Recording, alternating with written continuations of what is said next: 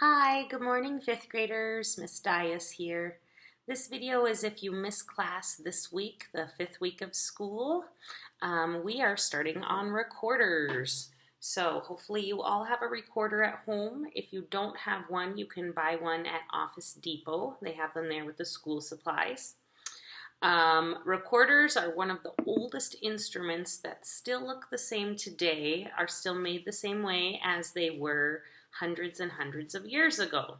So obviously they weren't made out of plastic back then, but other than that, it's pretty much the same instrument they had in the 15 and 1600s.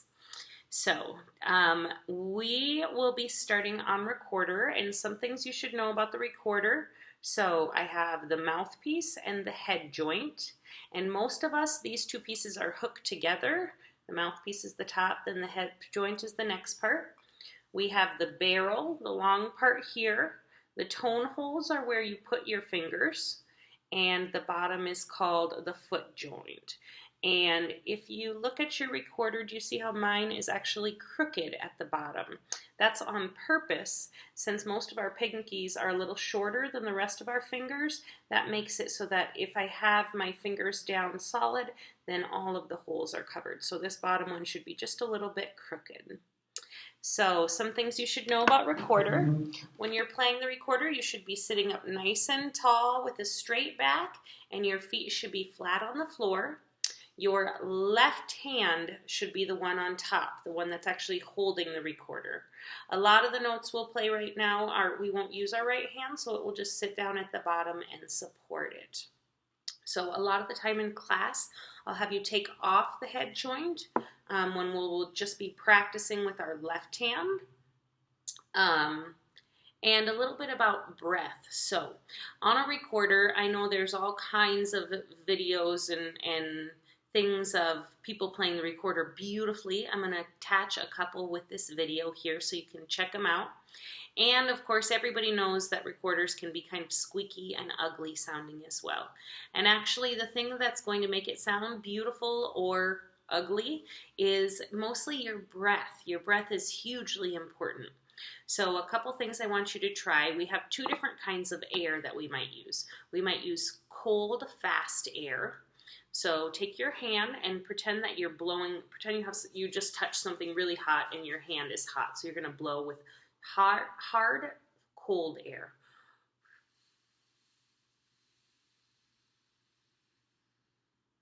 Now, try the opposite. Try using soft, warm air. Pretend that your hand is cold and you're trying to heat it up.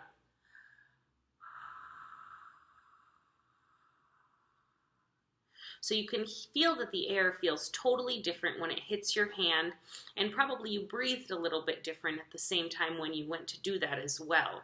So on recorder, some people say you should use hot air and some people say you should use cool air. Really, we want to find a good balance of the two, and you're going to be able to tell by how your recorder sounds. Now, if I take a deep breath and I blow nice and soft, I'm going to get a nice clear sound.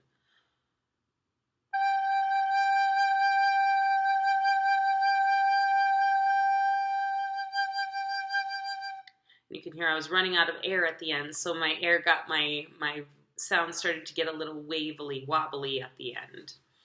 But for playing these notes that we're going to start out with, we have the first one. Please take your head joint off so you can just practice the left hand.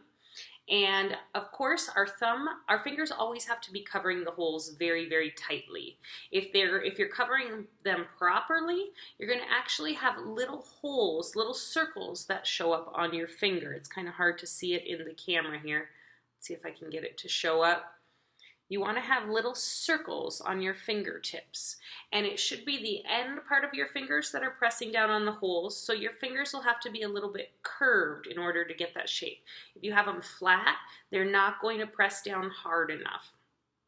And there's two things that we might have poor sound from. One might be that we're blowing too hard, and so we get squeaks, and one might be that our fingers are not pressed down hard enough. So our first note, B, we're going to have our thumb in our first finger. Our next note is A, and we're going to have two fingers and a thumb. So will you just echo me right now with your fingers?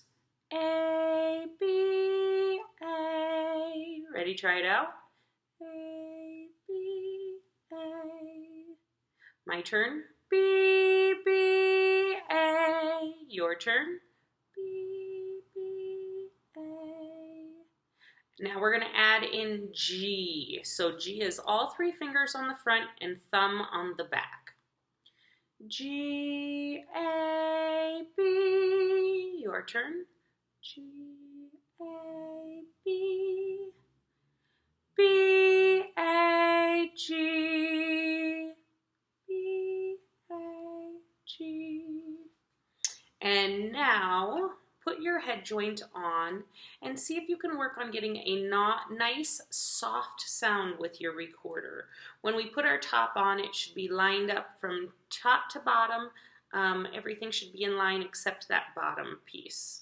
Okay, I'm going to play a G with nice smooth air.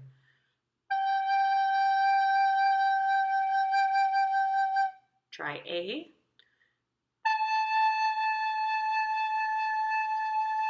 Try B.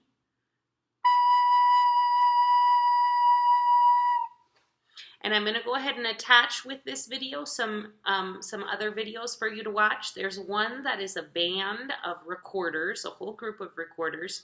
One is someone playing a popular song that I think you'll all know. And one is someone playing Flight of the Bumblebees, which is a crazy hard song. So I hope you take the time to check those out. Have a good week, 5th graders.